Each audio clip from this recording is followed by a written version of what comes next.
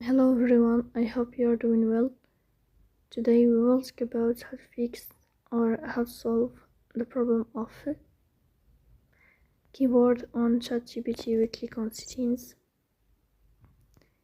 Here we click on apps, default apps, app settings. Then we search about ChatGPT. Then we click on first stop and we click OK. Then we click on storage. Here we click on clear cache.